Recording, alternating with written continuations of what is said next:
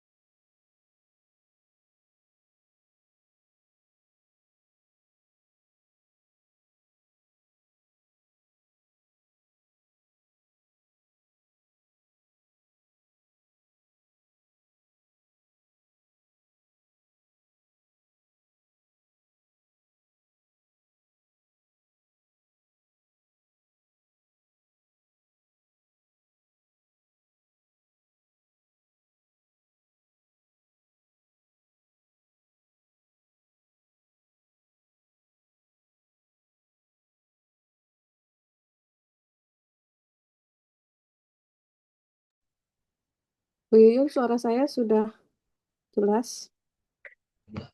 Sudah, Bu Dina. Oh, ada Pak Arif. Assalamualaikum, Lagi Pak. siap-siap ini Bu Dina. Oh Waalaikumsalam. iya, siap.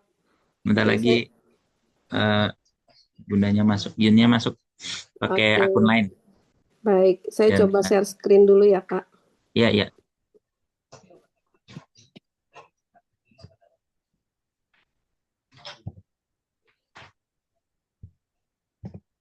Hmm.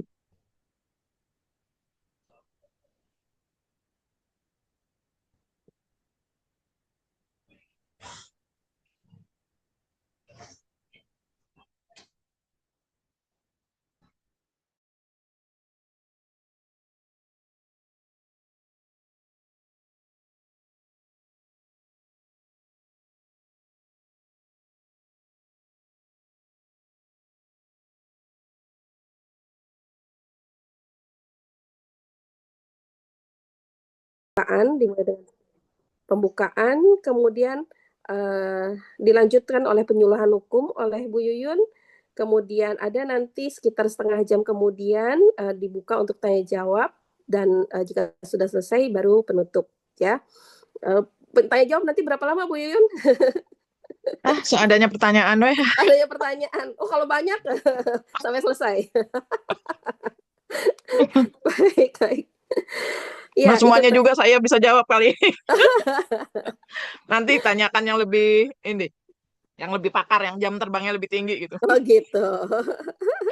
Baik, sebelum kita alihkan ke Bu Yuyun, saya akan apa namanya bacakan dulu uh, pengalaman kerja Bu Yuyun atau CV-nya Bu Yuyun. Sebentar, kita share screen aja ya.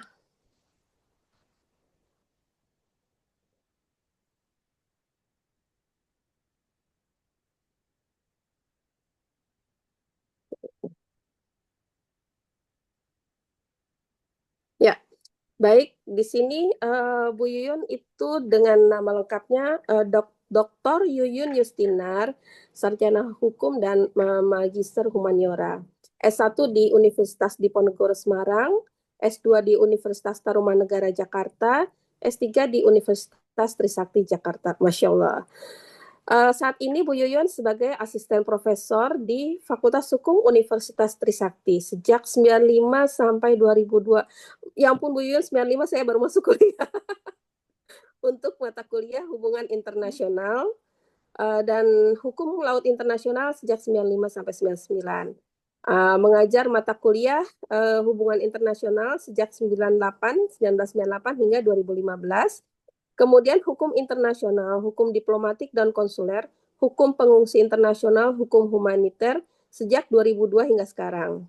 Bu Yun juga tercatat sebagai peserta pada pelatihan International Refugee Law di Sanremo, Italia pada November 2001 dan sebagai narasumber pada acara Sharing and Caring Human Initiative PKPU tentang hukum pengungsi melalui channel YouTube Human Initiative 5 November 2019.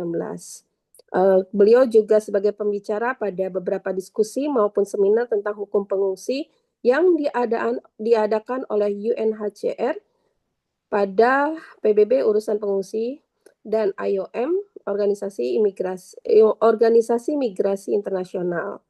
Bu Yun juga dapat dihubungi melalui email jun.j@trisakti.ac.id dan Google Scholar Jun Justinar. Seperti itu. Baik, tidak berlama-lama lagi, sepertinya kita langsung panggilkan saja pembicara kondang kita hari ini. Bu Yuyun, mangga waktu dipersilahkan. Waktu dan tempat dipersilahkan untuk Bu Yuyun. Terima kasih Bu Dina. Disclaimer dulu ya. Di langit pasti ada langit gitu. Jadi nanti kalau ada pertanyaan yang saya tidak bisa jawab, saya akan jadikan PR, saya tanyakan kepada kolega yang jam terbangnya lebih tinggi. Gitu. Ya ini sih kalau saya sih merasa karena lahir lebih dulu, baca lebih dulu gitu aja sih Bu Dina. Kadang-kadang mahasiswa yang sekarang itu kan lebih ini ya, lebih apa namanya, karena aksesnya lebih mudah gitu. Kemungkinan juga mereka bisa lebih dulu baca gitu ya. Hal-hal yang terbarukan gitu. Ya, kalau saya sih yang masih konvensional masih dibaca gitu pokoknya. Jadi begitu. Mari Ibu-ibu, Bismillahirrahmanirrahim. Mudah-mudahan ilmunya manfaat, pengetahuan yang saya sampaikan mudah-mudahan jadi amal jariah dan Ibu-ibu dapat pahala juga ya karena yang namanya orang belajar pasti kan ada pahalanya gitu di sisi Allah itu aja ya. Mudah-mudahan jadi amal baik kita di hari ini, insya Allah. Mungkin bisa ditayangkan ya Bu Dina ininya. Soalnya tadi Bu Dina ya atau Pak Arif nih? Kalau tadi Pak Arif sih udah siap-siap dia aja katanya. Oh, materi kayaknya Ibu belum kirim ke saya. Oh ya, sebentar. Coba saya konfirmasi dulu.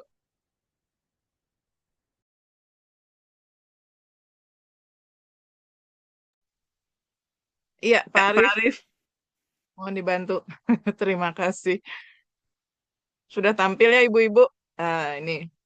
Jadi ini bagian dari katakanlah tanggung jawab akademisi kepada masyarakat pada umumnya. Jadi kami melaksanakan Tridharma perguruan tinggi itu bukan hanya memberikan kuliah, tapi juga melakukan penelitian dan menyebarluaskan hasil penelitian kami begitu. Slide berikutnya Bapak.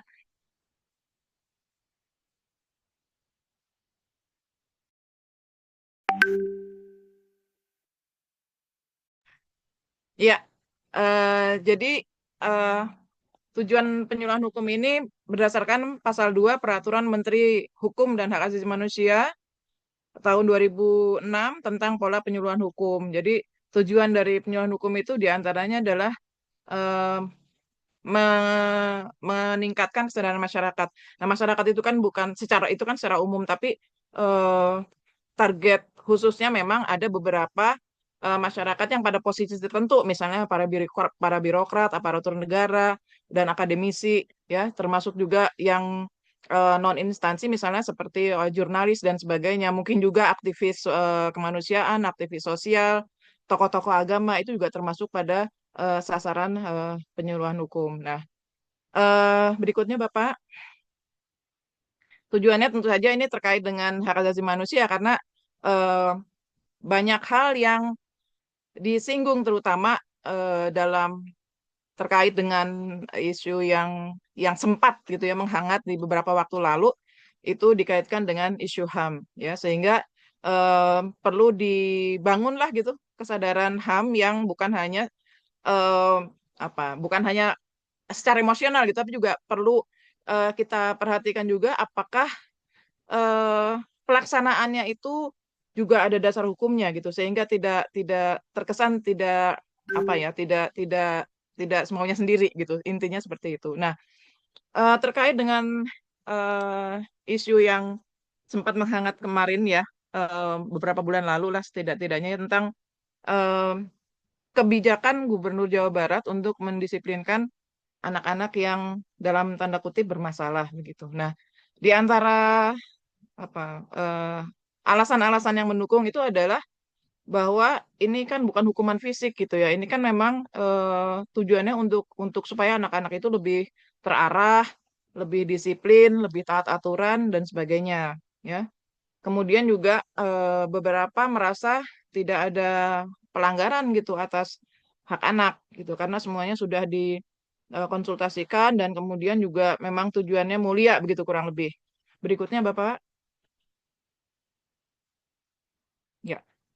Sementara eh, ada pendukung dari kebijakan tersebut, ada juga yang kemudian mengkritisinya ya, bahwa kalau ditempatkan di barak itu kan kesannya jadi ada militerisme begitu dalam pendidikan anak. Apakah memang memang seperti itu dibenarkan kan begitu ya. Kemudian juga em, penempatan itu juga kan harus sebenarnya begitu ya, itu kan harus melalui proses hukum yang formal supaya tidak ada kesan penyalahgunaan kewenangan begitu.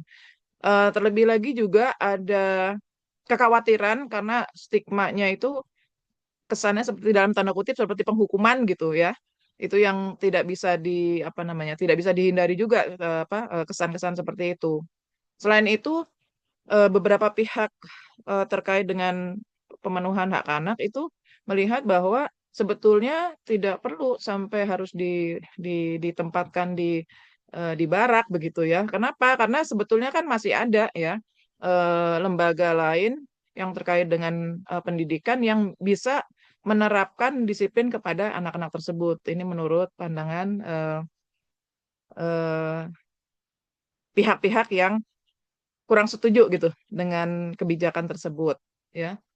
Kemudian juga eh, ada anggapan bahwa bukan anggapan tapi memang ini pandangannya gitu, pandangan bahwa kemudian tuh barak itu dianggap seperti alat kontrol untuk apa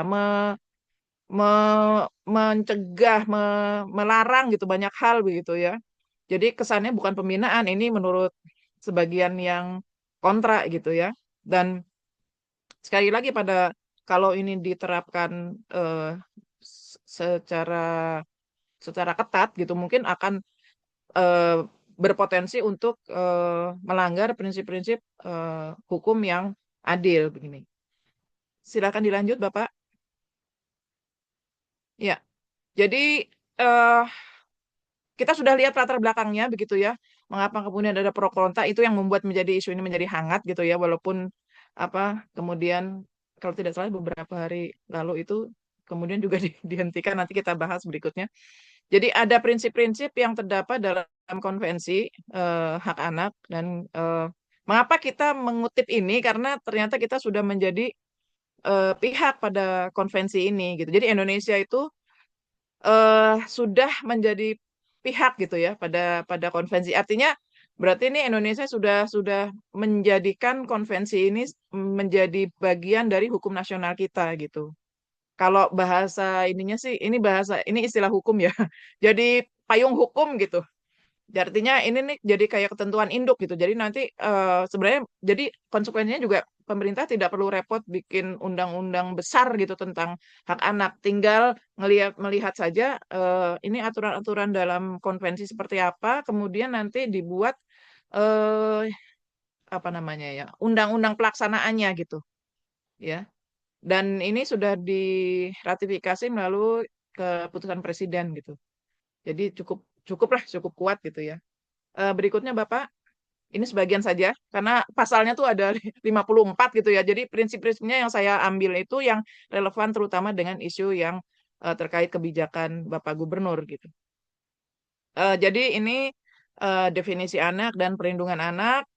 Em, jadi di sini ada kata kunci juga ya. Di situ ada martabat kemanusiaan begitu ya. Kemudian ada perlindungan gitu. Jadi eh, memang jadi pertanyaan mengapa kita perlu melindungi anak itu ya karena memang terkait dengan hak-hak mereka anak-anak gitu ya, hak asasi mereka. Berikutnya Bapak.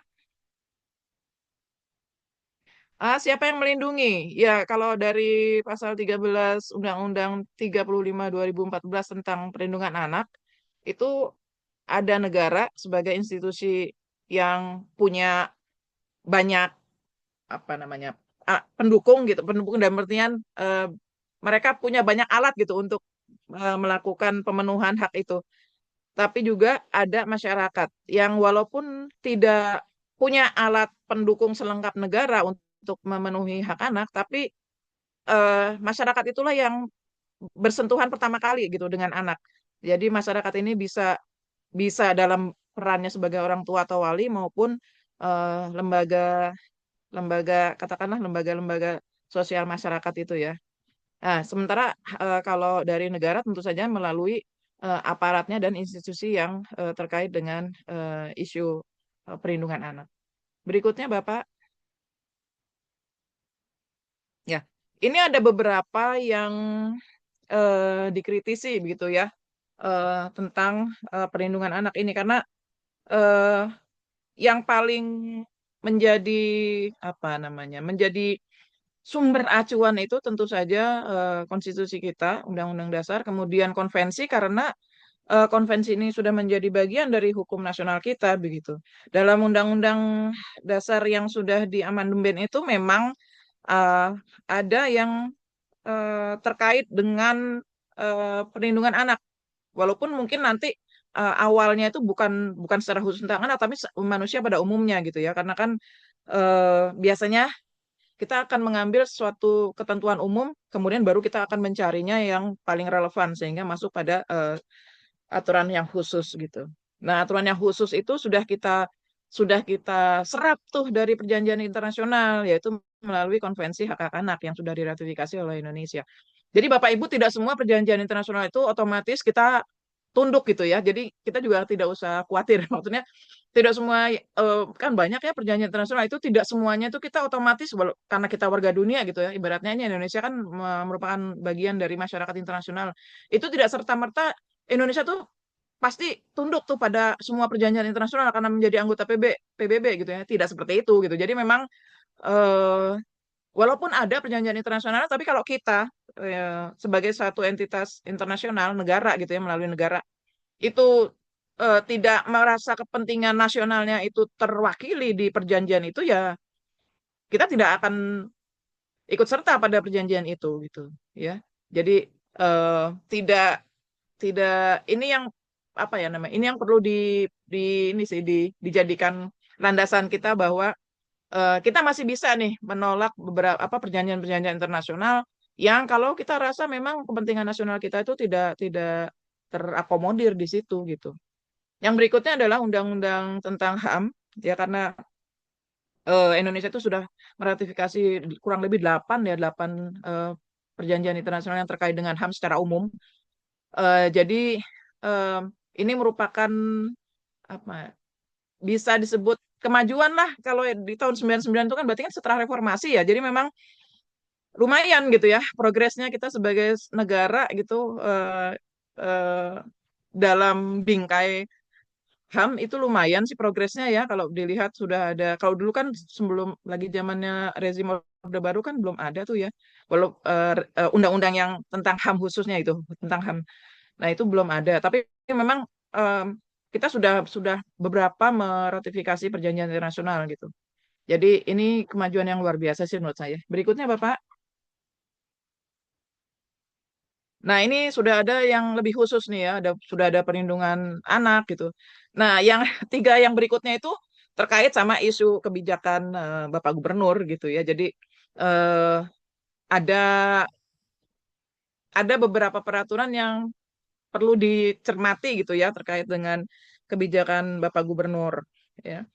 Eh, Berikutnya bolehlah Bapak berikutnya ya. Ya, tentang perlindungan anak itu terutama kalau kalau kebijakan itu dilakukan dengan paksaan, ya. Kemudian juga ada kebebasan-kebebasan yang dibatasi begitu ya. Itu walaupun tidak ada unsur kekerasan fisik, tapi itu bisa bisa dikategorikan eh, kekerasan psikis gitu. Jadi ternyata yang dilihat itu bukan hanya yang kasat mata gitu. Maksudnya si anak sih memang nggak ngalamin apa-apa gitu secara fisik nggak ngalamin.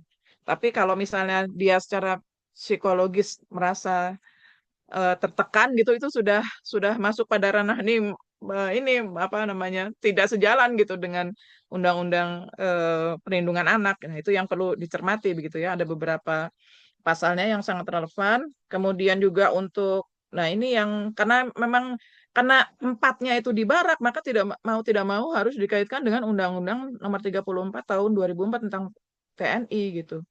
Karena eh, sebetulnya bukan tugas TNI gitu untuk apa merambah merambah untuk untuk merambah ini apa bidang pendidikan begitu.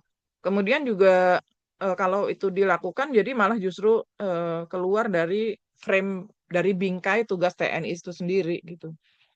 Em, jadi dari kacamata human rights atau hak asasi memang TNI itu tidak mempunyai mandat untuk apa pendidikan sipil, apalagi kalau misalnya apa nuansanya itu militernya tampil gitu ya. Jadi harusnya dihindari memang, maksudnya eh, apa ya, nuansa militerismenya itu memang harus dihindari karena eh, kalau dalam hukum internasional itu memang memang harus tegas dibedakan gitu antara penduduk sipil dan tentara gitu. Karena konsekuensinya nanti bisa si apa ya?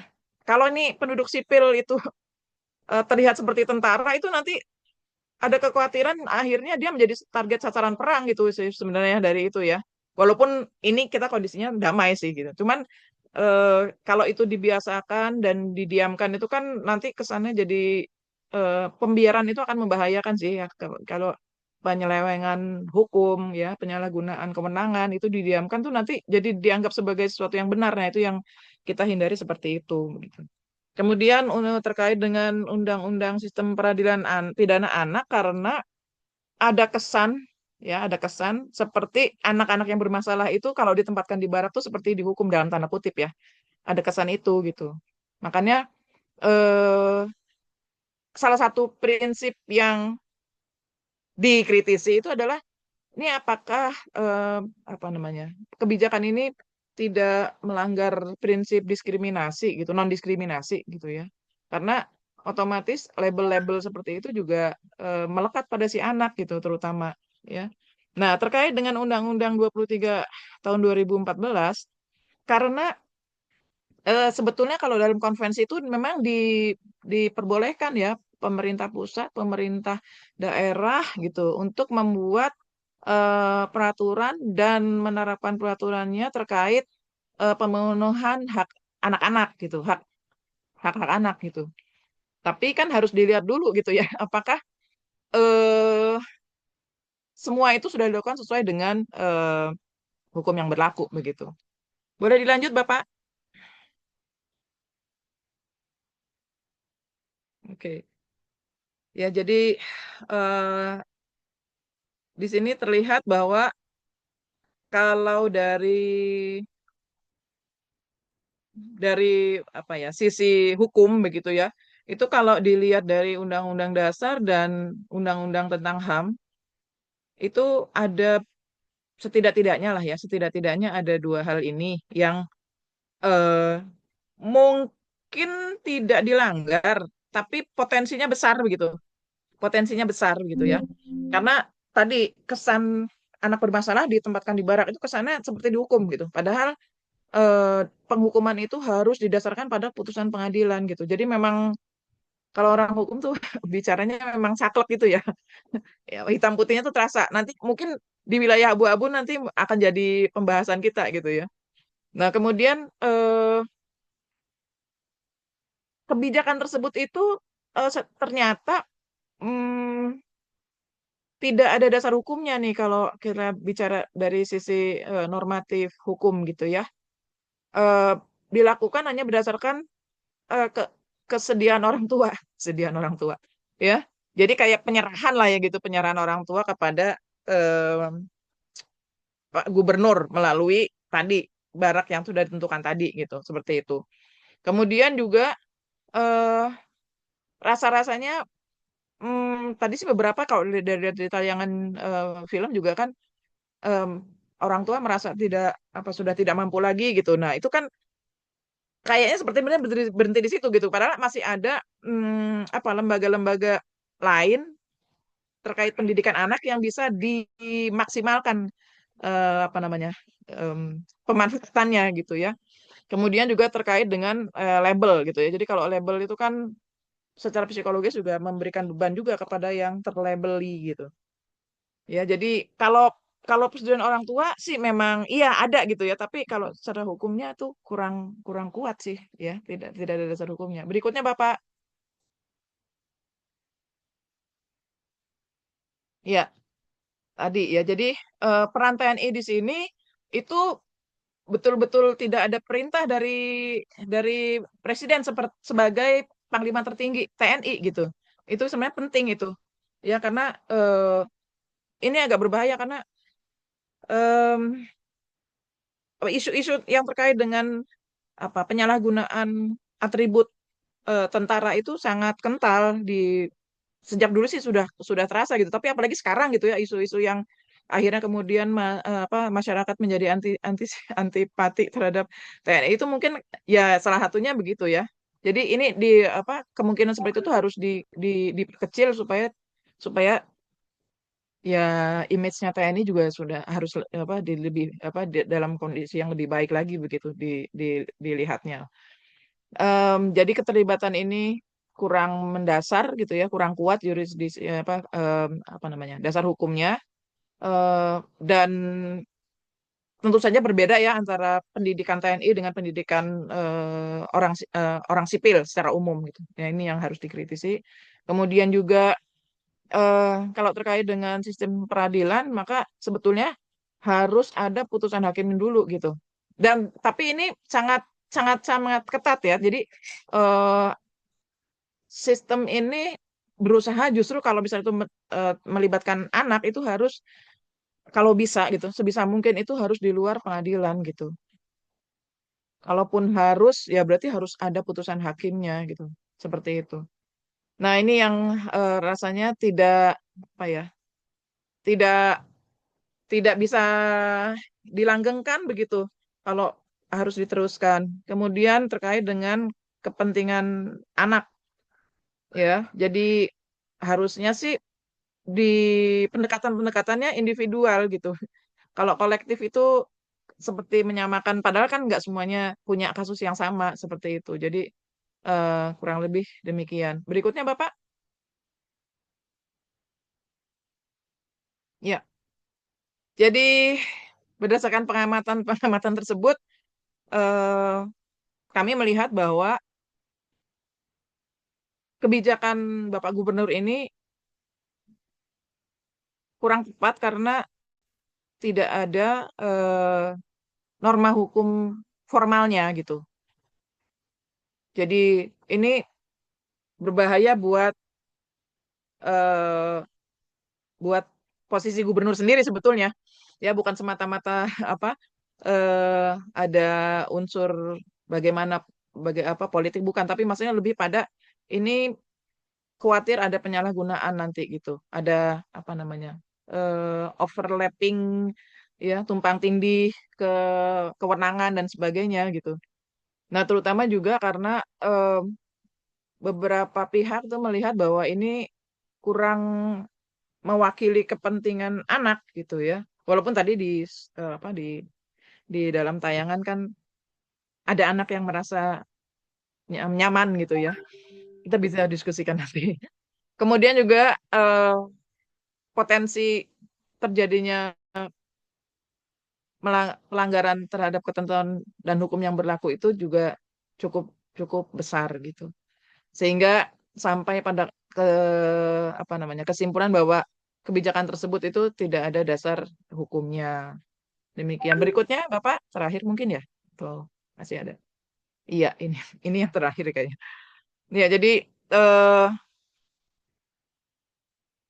kalau poin satu sudah kejadian ya, maksudnya setahu saya tuh melalui berita saya sudah lihat bahwa sudah dihentikan gitu kan. Eh, yang yang kami inginkan akhirnya masyarakat harus tahu gitu kalau film tuh behind the scene. Jadi harus tahu ini mengapa dihentikan kan mungkin masih masih dihentikan aja masih ada perdebatan gitu ya, masih ada pro kontranya gitu. Nah, itu kita kita kalau kita tahu latar belakangnya kan kita jadi mungkin nggak terlalu inilah ya, nggak terlalu runcing gitu ya pro kontranya karena ternyata begitu gitu ya. Jadi ada lembaga-lembaga yang sebetulnya nggak harus ke barak bisa nih gitu, nggak harus ke barak bisa gitu. Karena di situ masih ada lembaga pembinaan khusus anak, ada konselor di sekolah, guru pembimbing kali ya kalau yang itu dulu namanya guru BK tuh ya. Gitu. Ada ada beberapa instansi lah yang bisa diberdayakan gitu untuk pendekatan individu bagi masalah-masalah yang bagi anak-anak yang bermasalah seperti itu. Dan yang terakhir itu kalaupun itu dilakukan berarti kan harus ada kayak evaluasi gitu ya, monitoring karena kan setiap anak itu kan istimewa ya. Jadi kasus yang berlaku di A itu belum tentu solusinya sama gitu untuk kasus sama yang dialami oleh B gitu karena variabelnya itu kemungkinan besar juga berbeda gitu. Nah, ini pesan yang akhirnya kita dapat gitu itu dari kebijakan itu harusnya juga jadi introspeksi buat kita orang tua gitu ya untuk senantiasa melibatkan anak dalam banyak hal gitu ya, terutama perencanaan apa katakanlah em, ya masa depannya begitu. Kemudian evaluasi itu sebaiknya juga dipublikasikan supaya dari sisi apa ya praktis itu bisa mencegah kalau misalnya ada indikasi anak bermasalah untuk kasus-kasus tertentu gitu. Seperti itu. Saya rasa itu sih Bu Dina. Mungkin kita bisa diskusi sih ya kalau saya bilangnya. Terima kasih. Ini yang terakhir ya Pak Arif.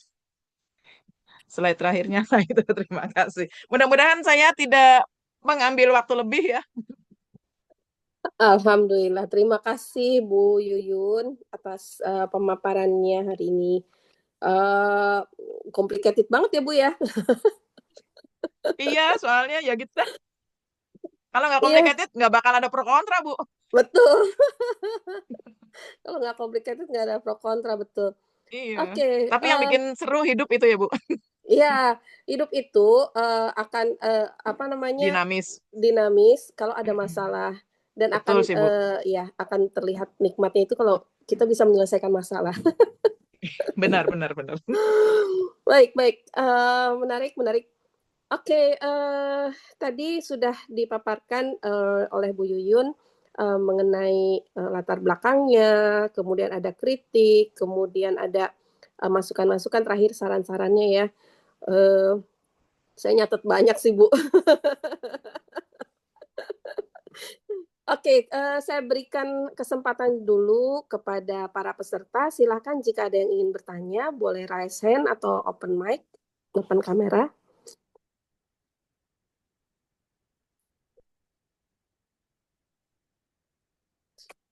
Oke, sambil menunggu Bu Yuyun, Ya. tadi di slide kritik dan potensi pelanggaran itu Mm. ada poin tentang potensi mengabaikan proses hukum yang adil. Itu maksudnya gimana ya Bu ya? Jadi kemungkinan kan si anak itu di ya. Atau dia sebetulnya dia sedang mengalami masalah hukum, tapi dia nggak sampai tuh di proses itu gitu. Padahal itu bisa aja dilakukan gitu non non yuridis gitu ya jadi memang diupayakan nih supaya anak nih kalau bisa jangan sampai maju ke pengadilan deh itu jadi mungkin lebih pada non yuridis jadi sebenarnya kata kekeluargaan tuh ya jangan dipahami negatif ya maksudnya terus jadi selesai gitu enggak sebenarnya maksudnya kan ada peran ada banyak ada banyak pihak yang berperan yang itu harus diikutsertakan gitu. Jadi bukan semata-mata kalau memang si anak ini melanggar hukum itu bukan semata-mata si korban, tapi juga harus disertakan misalnya em, masyarakat setempat ya, tokoh gitu kan, tokoh agama atau mungkin tokoh masyarakat di situ gitu. Kemudian mungkin mungkin kalau perlu psikolog mungkin gitu ya. Jadi atau guru ya, guru termasuk guru BK juga gitu kan. Kalau sekarang kan guru BK kayaknya spesialis ya Bu. Kalau dulu zaman saya guru BK Ya, mah pokoknya siapa aja yang jaga di ada. pos itu. Jadi tidak adil tuh karena tadi Bu harusnya tuh dia kan apa ya disertakan dulu gitu pada proses-proses non yuridis dulu gitu. Jadi nggak langsung itu gitu. Jadi memang apa memang em, mensyaratkan banyak hal ya untuk bisa sampai terpenuhi itu tadi saran yang tadi itu memang memang banyak hal Bu yang harus diikutsertakan. Cuma kadang-kadang masyarakat itu sudah keburu ini ya Bu, kayak misalnya kalau memang anak itu udah terkenal ya Bu ya, bermasalah terus jadi kayaknya "Hah, sekalian gitu kayak gitu." Itu yang itu yang apa ya? Ya itu tantangannya di situ sih Bu. Jadi akhirnya eh, mau tidak mau jadi akhirnya mau apa labeling itu melekat gitu ya, padahal eh, harusnya nggak begitu. Jadi kalau kalau saya pribadi sih di kelas kalau prinsipnya kalau kita nggak mau di labeling jahat, jelek itu ya jangan berbuat yang jahat. Jadi mungkin kita pada peran kita sebagai orang tua atau guru atau mentor gitu ya, atau bahkan tetangga sekalipun gitu ya. Artinya em, kita di masyarakat itu bisa memanfaatkan ini Bu, apa namanya local wisdom tuh kebijakan. Ah, Kalau local wisdom tuh apa? eh, eh, eh, Setempat apa iya, setempat iya, ya iya. namanya? Ah, lupa. Em, Itu jadi misalnya apa ya? Kita kan sama tetangga termasuk dekat ya kalau betul. eh, Asian value itu kan termasuk dekat kalau sama tetangga. Nah itu sampai kita punya prinsip tuh anak tetangga tuh anak kita. Maksudnya dalam konteks kita jaga lingkungan gitu. Jadi kalau misalnya ada anak tetangga ngerokok, ngebut atau mabok-mabokan, nauzubillah gitu ya. Itu kita nggak apa-apa harusnya negur gitu loh. Maksudnya tapi nggak semua orang tua bisa nerima gitu ya anaknya ditegur sama orang tua lain gitu kan. Padahal harus kita terima kasih loh karena berarti selain kita, masyarakat lingkungan terdekat kita itu juga jaga anak kita. Itu harusnya benefit buat kita gitu. Jadi agak lucu sih kan. Tapi sekali lagi, tapi kan ini membangun kesadaran itu tuh nggak mudah gitu. Jadi Iya, makanya betul. ya, saya berharap sih yang kayak gini ini bagian dari hmm, apa ya upaya kita gitu untuk kita sih insya Allah kalau orang tua suruh sih kayaknya insya Allah sudah paham lah itu. Nah, tinggal kita menyebarkan konsep-konsep itu gitu kepada Iya, iya. tetangga terdekat kita. Jadi kalau ngobrol juga pas ketemu gitu ngobrol, iya ini gini-gini, iya maaf ya tadi saya negur ini soalnya anaknya gitu. Jadi, tapi saya selalu bilang, ya kita sebagai tetangga saling jaga aja supaya lingkungan kita tempat tinggal itu nyaman dan aman kan gitu ya kan salah satu karunia yang Allah berikan itu kalau nggak salah selain jadi gini, rezeki itu kan nggak hanya uang ya. Maksudnya di antaranya itu Betul, ya tetangga yang soleh, tetangga yang betul. baik gitu. Itu masya Allah itu tuh udah sebagian dari. Kalau saya sih merasa itu kayaknya bagian dari kekayaan gitu Mas. Karena kita kan Benar-benar, Bu. tinggal di situ kan 24 jam ya gitu kan Iya, gitu. heeh. Sebelum sama Benar. saudara kan kita tetangga dulu ya kalau ada apa-apa Betul, minta iya. tolongnya gitu sih. Gitu. Itu sih Bu Iya, iya, iya. ilustrasinya. Baik, ini kan sebetulnya apa namanya? eh imbas dari keresahan keresahan banyak orang ya, banyak pihak, semua orang saya rasa. Karena kenakalan remaja itu sekarang udah bukan sekarang sih sebetulnya dari Iya dulu gitu dari ya, dulu. dari zaman Mm-mm. kita Iya. juga ada gitu ya, Mm-mm. yang tawuran lah gitu. Tawuran mungkin di Bogor sekarang udah Iya. hampir tidak Nggak. terdengar ya, karena kan Iya betul. hukumannya udah jelas ya dikeluarin dari sekolah gitu. Tawuran, Iya. kemudian apa namanya, tapi itu berlaku di Iya. Bogor gitu, karena di Bandung, di Iya. Bekasi itu masih terjadi Mm-mm. gitu. Kemudian ada apa namanya keresahan itu, kemudian yang mabuk gitu ya, anak-anak yang Iya. mabuk dan segala macam, kenakalan-kenakalan remaja yang luar biasa itu, sebetulnya kan Iya. harus dicari dulu akar masalahnya ya Bu ya, akar masalahnya. Iya Penyelesaian betul. itu kan harus dicari akar masalahnya gitu ya. Betul. Seringkali kalau saya lihat dari testimoni-testimoni anak-anak yang sudah keluar dari barak itu, akar masalahnya justru Iya, di keluarga gitu loh, Bu. Akar masalahnya di keluarga iya, sebetulnya iya. ya. Jadi, bukan nggak selalu anak ya, Bu, ya. Anaknya udah nakal nih, Iya, anaknya betul. udah nakal, Iya, melakukan iya, pelanggaran sekolah, pelanggaran hukum dan segala macam. BK-nya sudah, give up gitu ya, guru BK-nya udah iya. give up, guru wali kelasnya udah give up, bahkan orang tuanya give up gitu. Iya. Kemudian, sebaiknya pihak mana lagi nih yang harusnya masuk? Karena, kalau pihak-pihak, kayak apa namanya, okelah yang perlindungan anak gitu, apa segala macam, Mm-mm. eee eee, reaksinya bagaimana gitu. Karena, jujur aja selama ini saya tidak melihat itu gitu. Iya, Gitu jadi kayak senyap gitu ya, Bu? iya Senyap, gitu ya, perlindungan hak senyap. anak itu kan harusnya turun juga, Iya, KPAI juga turun. iya, iya. Tapi pada kasus-kasus itu, saya nggak lihat gitu mereka turun gitu. Makanya mungkin, KDM itu, emang Berinisiatif ini ya, berinisiatif, berinisiatif. jelas beresiko buat jabatan dia gitu ya. Tapi, Iya, balik lagi, itu kan tadi kan ada latar belakang anak bermasalah dengan ortu gitu, tujuannya untuk melindungi mhm, anak gitu ya. iya, Tujuannya untuk melindungi anak. Saya lihat justru beliau itu, memang tujuan akhirnya ke situ, cuman caranya yang iya, nggak umum dan tidak ada iya, dalam, tidak kerangka populer. hukum gitu ya, belum Iya, ada nggak populer ya, kita udah biasa dengan anti mainstream ya, Bu, ya, iya betul, benar anti mainstream. gitu. Jadi, beliau Hmm, itu sangat anti mainstream sehingga ya nggak ada hukumnya, nggak ada aturannya dan segala macam, dia tabrak semuanya, tapi so far sih saya lihat, untuk jangka pendek ya, itu ada hasilnya gitu loh, Bu. iya, iya. Mhm. Jadi kemarin itu waktu dihentikan program itu kan tangis-tangisan ya anak-anaknya, wah seru banget itu. Itu tuh kerasa banget ya bahwa program itu kemudian berhasil membangun emotional binding gitu ya, Betul. emotional bonding Mhm, dengan mhm, sesama peserta dan sang pencetus program betul. ya. Mhm, Di satu sisi bagus, berarti kan dia merasa manfaatnya ya si betul. peserta itu, Mhm. dan orang tua juga rata-rata merasa begitu ya, Mhm, mendapat mhm, mhm. kebaikan. Heeh, ya. Jadi kalau saya ambil jalan tengah nih Bu, Nah, gimana kalau tuh, Bu? misalnya kalau ini kan dihentikan nih, Heeh. nah nanti nih sang gubernur buat aja dasar hukumnya aturannya. Jadi dia kuat tuh secara normatif hukum Nah, gitu. Jadi nggak oke. disalahin lagi gitu kan. Iya Ada iya iya. nih peraturannya, peraturan gubernur Iya. nomor sekian gitu. Mhm, Artinya mhm.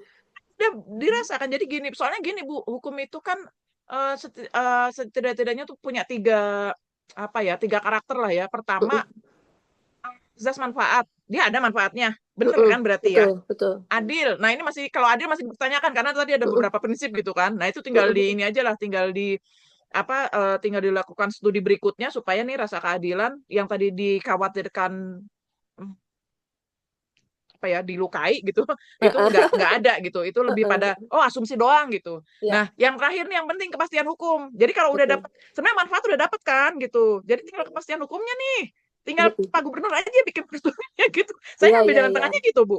Betul ya, Jadi bisa ya itu ya jadi dilakukan ya? jadi Mhm, ini kan kalau nggak salah kemarin tuh dua angkatan ya, jadi angkatan pertama tuh kan 40, terus yang kedua 45 tuh kalau nggak salah nih saya kalau nggak salah ini.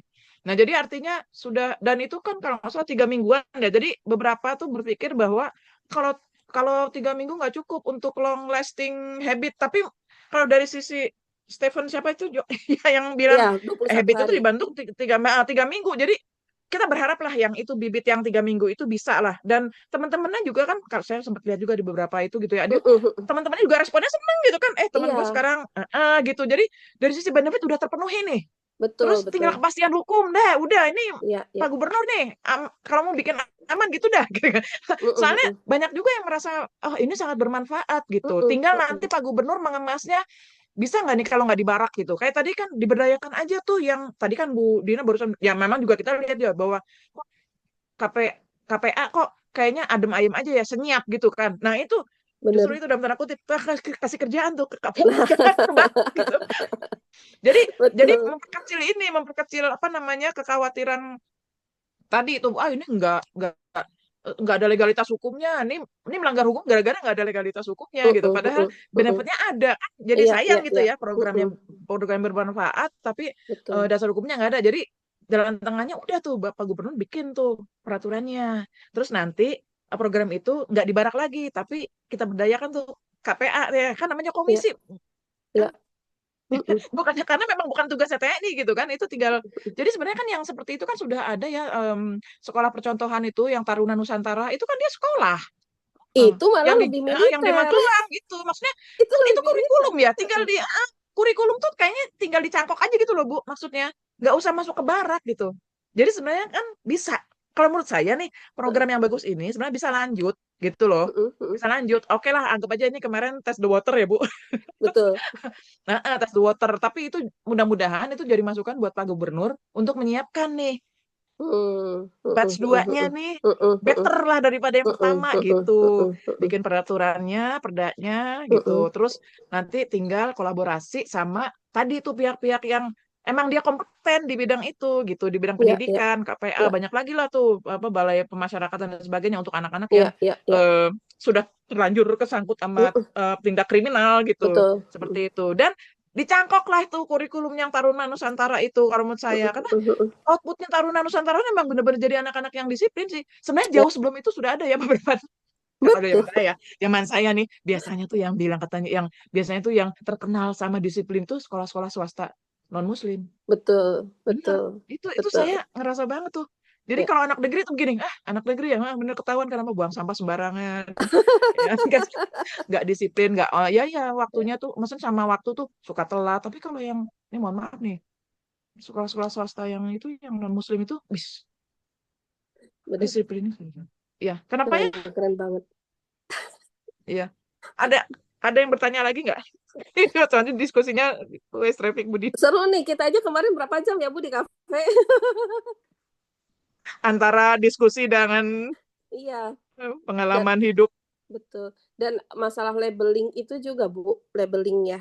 iya Dari dulu udah ada anak nakal gitu ya. iya Ketika dia nakal dengan melanggar hukum, akhirnya dia dihukum secara hukum. Ada hukum apa anak ya untuk di bawah umur itu kan, dan ada akhirnya ya masuk ada sampai penjara anak itu kan. iya betul Kemudian ada lagi misalkan orang tua yang udah nggak sanggup mendidik anaknya iya iya masuk ke pesantren dengan yang pesantren iya yang ya disiplin gitu ya. Itu karena Mm-mm. saya Iya. mengalami sendiri hal itu gitu ya.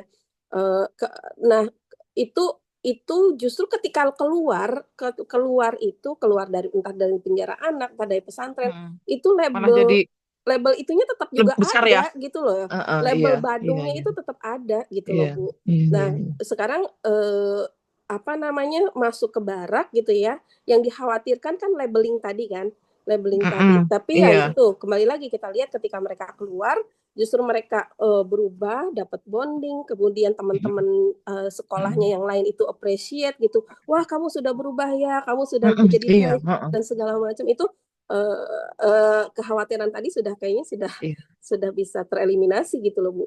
iya mm-mm. Gitu. Jadi kalau menurut saya em, nggak gini ini kan soalnya kan yang apa namanya vibes militerismenya itu yang Ya, kita hindari gitu. betul. Nah, Ya, jadi ya. kalau menurut saya jalan tengahnya itu atau solusinya deh ya kalau nggak mungkin ya, itu itu kurikulumnya itu aja yang dibawa tuh ambil yang cangkok dari SMA Taruna Nusantara dan beberapa sekolah yang katakanlah sekolah percontohan tentang disiplin aja gitu. Ambil aja kurikulumnya dari situ dikembangkan sesuai dengan tadi kultur kan tiap daerah nggak sama soalnya kan Nah, mungkin yang kasusnya yang di Jawa Barat begini nanti yang di apa yang di Sumatera lain lagi gitu jadi sesuaikan dengan memang itu sudah di konvensi juga disebutkan lokal wisdomnya tetap diperhatikan bahkan itu Bu itu di konvensi disebutkan masyarakat adat itu bisa loh Bu berperan di situ gitu jadi makanya saya bilang tokoh-tokoh masyarakat tuh ya bisa tokoh agama bisa tokoh masyarakat adat setempat gitu jadi tinggal berdayakan itu aja sih jadi ya, ya, ya.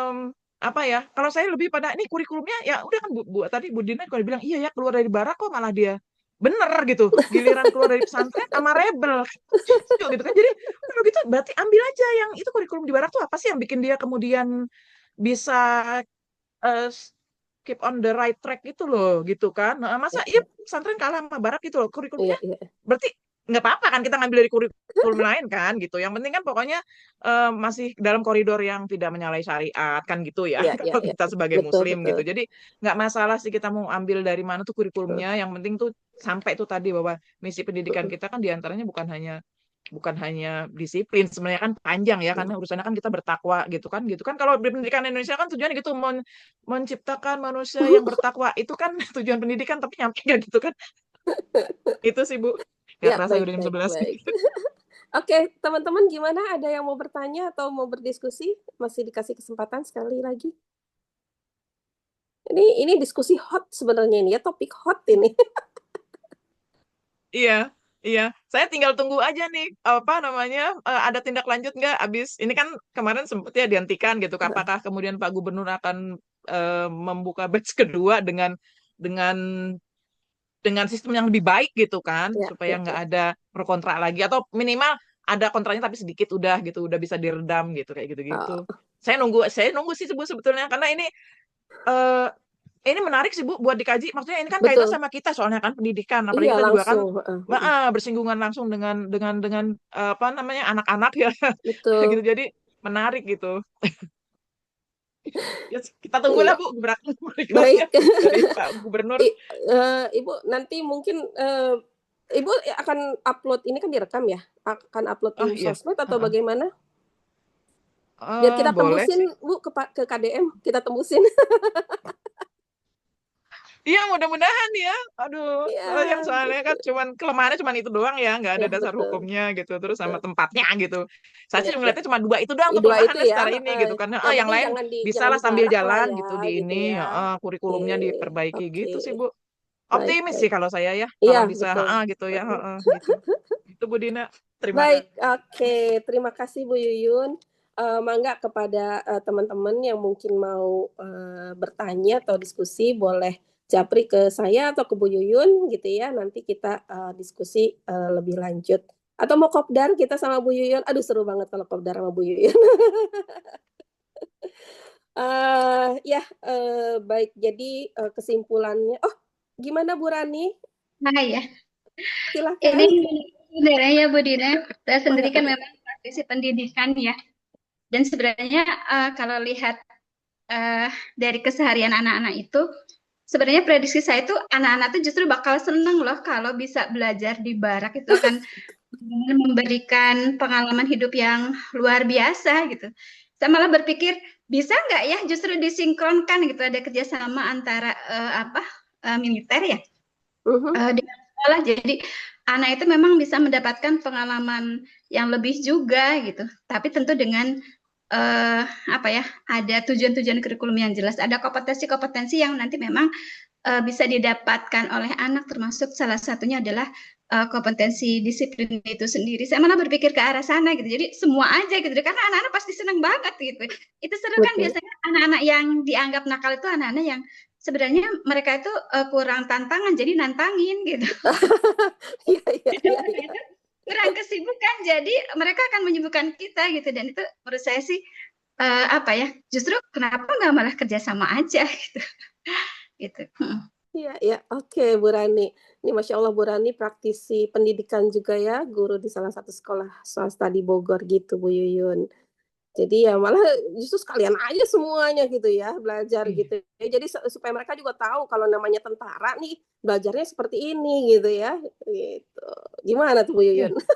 Jadi kalau dikaitkan dengan tadi salah satu prinsip itu non-diskriminasi, justru yang dipermasalahkan itu adalah gini, kenapa yang ditaruh di barak itu yang anak bermasalah aja? Jadi idenya Bu Rani itu justru malah bagus karena berarti menghilangkan stigma itu, ya kemudian juga memenuhi prinsip non-diskriminasi. Jadi yang ke sana tuh bukan hanya anak yang bermasalah dan berarti bingkainya itu bukan menempatkan si anak tertentu dengan kualitas tertentu itu bukan.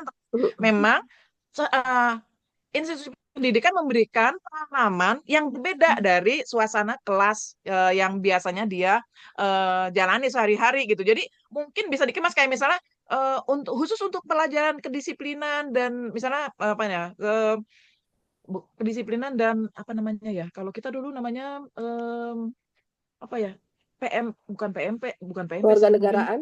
tapi kewarganegaraan gitu ya. Cinta tanah air tuh apa namanya ininya ya? Em, apa ya? Kalau di Nggak tahu ya, zaman dulu kurikulum ada namanya civic. Kenapa, Bu? ada pendidikan Pancasila. Ada khusus Mm-mm. pembelajaran Pancasila. Ya, jadi semua itu memang yang kurikulum Merdeka itu semua diarahkan ke menjadi membentuk karakter pelajaran Pancasila. Cuma Ya, ya, sekarang boleh, boleh, boleh. ini sih udah biasa kan kalau ganti menteri ganti kebijakan ya Iya, tetap betul. begini Heeh, begini. benar. Iya, Iya, iya sih Bu. Jadi kalau menurut saya justru idenya Bu Rani tadi itu bagus karena berarti mendukung pemenuhan hak anak untuk tidak diperlakukan diskriminasi. Ya, Jadi ya. nggak ada tuh oke. ceritanya aku ke sana karena aku punya masalah. Enggak, ini mah semua anak punya masalah nggak punya masalah dan kita nggak akan ngebahas itunya gitu kan ya. Pokoknya sebagai pembelajar gitu kan di level SMA gitu ya, kita diberi kesempatan untuk merasakan bagaimana suasana yang berbeda dari kelas sehari-hari dia alami gitu. Karena memang nggak semuanya, makanya beda Bu. Anak yang didikannya bapaknya itu ya, bapaknya tentara sama yang enggak. Betul, betul. Ini contohnya Bu Rani dan Bu Yuyun ini.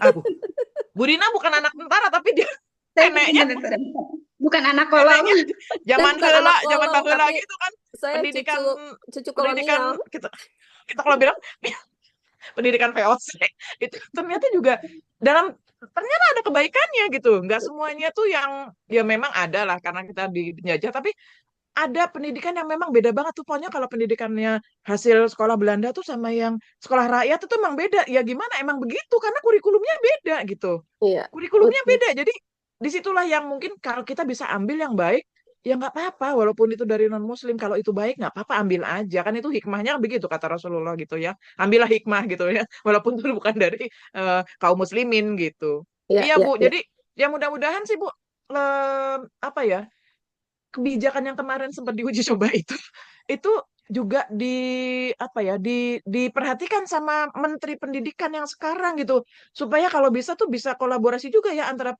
karena memang di konvensi itu disebutkan pemerintah pusat, pemerintah daerah dan masyarakat gitu. Jadi berarti Betul. sebetulnya ini akan lebih apa ya Bu ya, lebih lebih lebih greget ya kalau Mm-mm, pemerintah pusat sama pemerintah daerahnya kompak mm-mm, gitu. mm-mm. Gitu. Dulu Iya, iya. saya lupa ya di daerah mana ya itu sempat ada kayak jam malam gitu ya bukannya.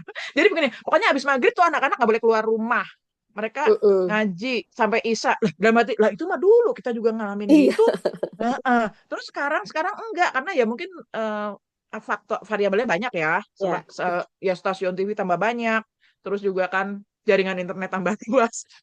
Gadget tambah, HP tambah murah gitu ya. Mm-mm, Mungkin itu gitu variabelnya. Nah, jadi mm-mm. bolehlah kita kembali, kita ambil beberapa hal yang dulu sudah dilakukan oleh nenek kita, nenek moyang kita hidupkan Betul, lagi nggak apa-apa gitu. betul, Jadi itu sih yang betul. em, Iya, tetap aja Bu, tetap loh ide-ide kayak gitu tetap ada kontranya. iya, betul. Jadi nanti kita Pasti. counter aja kontranya. Kita Oke, semangat.